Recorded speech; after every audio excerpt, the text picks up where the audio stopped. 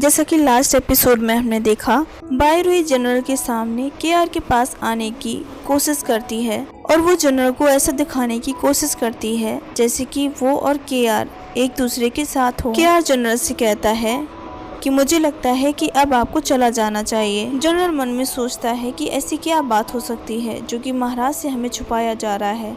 क्या हम महाराज से नहीं मिल सकते हैं? प्रिंस, मुझे समझ में आ रहा है तुम महाराज को उनकी पोजीशन से हटाना चाहते हो और अपना राज स्थापित करना चाहते हो, लेकिन मैं ऐसा कभी नहीं होने दूंगा। महाराज, आप चिंता मत करिएगा, मैं किसी भी संकट को आपके पास नहीं आने दूंगा। केआर मन में सोचता है कि मैंने आज पहला जनरल देखा है जो युंगची के लिए लॉयल है और मेरे पिताजी की काफ़ी चिंता करता है। और वो अपने कप की तरफ घूरने लगता है। कप को थोड़ी देर घूरने के बाद वो बायरुई के ऊपर पूरा फेंक देता है। बायरुई केआर की तरफ देखती है और कुछ कहने की कोशिश करती है। तभी केआर बायरुई से कहता है कि मुझे माफ़ कर देना, मेरा हाथ फिसल गया। यूनिंग ये देखकर काफ़ी खुश होती है और मन में कहती है, वेल डन केआर, तुमने बहुत अच्छा किया, वो इसी के लायक है। एंड फिर बायरुई महारानी की तरफ देखकर कुछ बोलने की कोशिश करती है। तभी महारानी कहती है, अब मुझे चलना चाहिए, और वो बायरुई को पूरी तरीके से इग्नोर कर देती हैं, जैसे कि वो समझ गई हो कि इसमें उसी की गलती थी। निकलने से पहले सडनली वो यूनिंग से कहती हैं, प्रिंसेस यूनिंग, ऐसा मत सोचना कि मैंने तुमसे कुछ ज़्यादा ही क्वेश्चंस कर लिए, और वैसे भी जब तुम्हारा मन हो तो तुम महल में आ सकती हो मुझसे मिलने के लिए, मैं तुम्हारा इंतज़ार करूँगी। यूनिंग कहती है, ठीक है महारानी, मैं ज़रूर आऊँगी।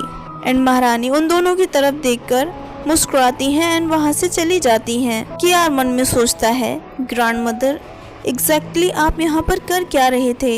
ये किस तरीके की हेल्प किया आपने? मैंने तो यूनियन की आइडेंटिटी के बारे में पूछने के लिए बोला था। फिर यहाँ सीन कट हो जाती है।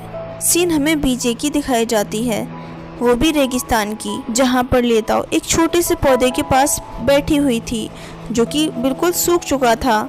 एंड वो कहती है कि ये फिर से सूख गया। तभी वहाँ पर युआन आता है एंड कहता है, कोई बात नहीं, अगर ये सूख गया हम दूसरी प्रजाति को टेस्ट करेंगे एंड उसको यहाँ पर लगाने का ट्राई करेंगे। लेताओ सडनली खड़ी हो जाती है एंड कहती है, हाँ युआन, ये हम इतनी जल्दी हार नहीं मान सकते हैं, अगर हमने कोशिश करी तो जरूर कामयाब होंगे। एंड फिर लेताओ वहाँ पर 3 बैठे सोल्जर्स को अपने पास बुलाकर कहती है कि गड्ढे को खोदकर इस प्लांट को लगा दो। वो 3 सोल्जर और कोई नहीं, बायरुई के भेजे हुए 3 गुप्तचर थे जो कि बायरुई ने युयानी एंड लेताओ को जान से मारने के लिए भेजा था। वो लोग इस पेड़ को लगा देते हैं, लेकिन वो पेड़ फिर से सूख जाता है। लेताओ उस पेड़ को कुछ टाइम बाद देखती है तो सूखा देखकर कहती है कि फिर से लगाओ। वो लोग फिर से इकट्ठा करने लगते हैं एंड फिर से नया पेड़ लगाने लगते हैं। कुछ टाइम बाद लेताओ फिर से उस पौधे को देखती है तो फिर से वो मुरझाया हुआ था। इसके बाद लेताओ बार बार उन लोगों को लगाने के लिए बोलती है और बार बार से उसके पेड़ सूख जाते हैं। लास्ट में लेताओ थक हार कर अपने शयन कक्ष में आ जाती है। शयन कक्ष में आने के बाद वो म्याओ म्याओ को सब कुछ बताती है। वो बताती है कि मैंने 10 बार नए नए पौधों को लगाने की कोशिश की और वो फिर से सूख गए। इतने दिनों में मैंने इतनी सारी मेहनत करी है और अब मैं काफ़ी थक गई हूँ। म्याओ म्याओ लेताओ से कहती है, प्रिंसेस, आप पौधे लगाने के लिए इतने ऑब्सेस्ड क्यों हैं यहाँ पर? आपने इस ट्राइब के लिए बहुत कुछ किया है। एंड लेताओ म्याओ म्याओ को बताती है, म्याओ म्याओ, क्या तुम्हें नहीं पता है, अगर तुम्हें रिच बनना है तो तुम्हें पौधे लगाने चाहिए। एंड तभी वहाँ पर युयान आ जाता है। लेताओ कहती है, युयान, ये तुम यहाँ पर क्या कर रहे हो? युयान कहता है कि तुम डिप्रेस्ड हो और काफ़ी सैड भी, इसलिए मैं तुम्हें देखने के लिए आया हूँ। ये सुनकर लेताओ कहती है, हाँ तुमने सच कहा, मैं बहुत डिप्रेस्ड हूँ, मुझे बिल्कुल भी अच्छा नहीं लग रहा है। युयान कहता है कि जब मैं बीजी में आ रहा था तब मैंने पॉपुलस यूफ्रेटिका पेड़ को देखा था, तो काफ़ी अच्छे से ग्रो कर रहे थे। क्यों ना हम उसी पेड़ को ज़्यादा से ज़्यादा संख्या में लगाने की कोशिश करें, लेकिन उसमें फल नहीं आएंगे। पॉपुलस एक ऐसा पेड़ है जो ज़्यादातर रेगिस्तान जैसे इलाकों में पाया जाता है। लेताओ कहती है, बीजे एक ऐसा देश है जो कि केवल भेड़ बकरियों पर निर्भर है, जबकि युंगची और बीजी साथ में व्यापार करने के लिए साथ में आ रहे हैं, लेकिन युंगची एक ताकतवर देश है और बीजी बहुत कमज़ोर। युयान कहता है, तो तुम चाहती हो कि यहाँ के लोग भी फल फ्रूट खाएं और उगाएं, है ना? लेताओ कहती है, हाँ। युयान मन में सोचता है कि आखिर लेताओ को हो क्या गया है, वो बीजी के लोगों के बारे में कुछ ज़्यादा ही नहीं सोच रही है? क्या उसका ये घर बन गया है? वो क्या भूल गई है कि उसका घर कहाँ पे है? लेताओ थक हार के लेट जाती है एंड कहती है कि अब मुझे क्या करना चाहिए, मुझे कुछ समझ नहीं आ रहा है। ये ज़्यादा सही होता कि अगर सी वक्त होने यहाँ पर हो सकते। उनकी डाल एकदम पतली पतली सी और लंबी लंबी सी होती है।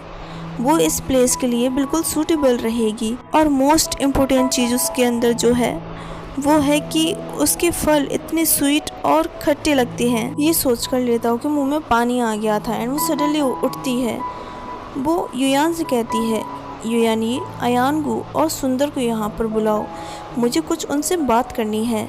दूसरी तरफ सीन हमें युंगची की दिखाई जाती है, जहाँ पर कोर्ट में केआर अपने कुछ सिपाहियों के साथ बैठा हुआ था। तभी उनमें से जनरल गाओ आता है। वो कहता है, प्रिंस, मुझे आपसे कुछ इम्पोर्टेंट बात करनी है। वो बात ये है कि कॉन्क्यूबाइन बाईरुई के साथ में अगर प्रिंस कुछ भी करता है तो फिर ये रूल्स के खिलाफ है। केआर का सबॉर्डिनेट समझ जाता है एंड वो सडनली पास खड़े हुए सबॉर्डिनेट से कहता है कि जल्दी से यूनियन को बुला कर लाओ, वही इस सिचुएशन को संभाल सकती हैं। वो लोग बातें करते हैं कि प्रिंस ऐसा नहीं कर सकते हैं। क्या सच में प्रिंस ने ऐसा किया है? मुझे यकीन नहीं होता। तभी दूसरी तरफ कुछ लोग कहते हैं कि मैंने ये बात सुनी है कि कॉन्क्यूबाइन बाईरुई और प्रिंस के बीच में कुछ तो है। केआर का सबॉर्डिनेट सडनली अपने सिपाही को बोलता है कि वो यूनियन को लेकर आए एंड वो यूनियन को ढूंढने लगता है। केआर मन में सोचता है कि जनरल गाओ अपनी कंट्री को लेके काफ़ी लॉयल है, लेकिन ये बात इस टाइम बहुत बुरी है। एंड यहाँ वो सिपाही यूनियन को ढूंढ लेता है एंड कहता है, प्रिंसेस, दरबार में आपकी ज़रूरत है, प्रिंस केआर को आपकी ज़रूरत है। यहाँ पर जनरल गाओ कहते हैं, प्रिंसेस से मैं निवेदन करता हूँ कि मुझे महाराज से मिलने दिया जाए, मैं उनसे मिलना चाहता हूँ। थोड़ी देर में वहाँ पर यूनियन आ जाती है एंड वो कहती है कि प्रिंस केआर की कोई गलती नहीं है और कॉन्क्यूबाइन बाईरुई और प्रिंस केआर के बीच में कुछ भी नहीं है, मैं वहाँ पर थी। सभी लोग यूनियन की तरफ देखने लगते हैं। यूनियन कहती है कि कॉन्क्यूबाइन बाईरुई महारानी के बुलाने पर वहाँ पर आई थी। यूनियन का पहनावा देखकर वो सारे लोग समझ जाते हैं कि ये बीजी की है और वो लोग यूनियन को देशद्रोही समझकर उसको अरेस्ट करने के लिए केआर से बोलने लगते हैं। सारे लोग इतने बुरी तरीके से चिल्ला रहे थे जिससे यूनियन काफ़ी डर चुकी थी। सो ओके गाइज, ये वीडियो यहीं पर ख़त्म करते हैं। वीडियो पसंद है तो वीडियो को लाइक, चैनल को सब्सक्राइब करना मत भूलना। मिलते हैं नेक्स्ट वीडियो में, तब तक के लिए take care and bye bye.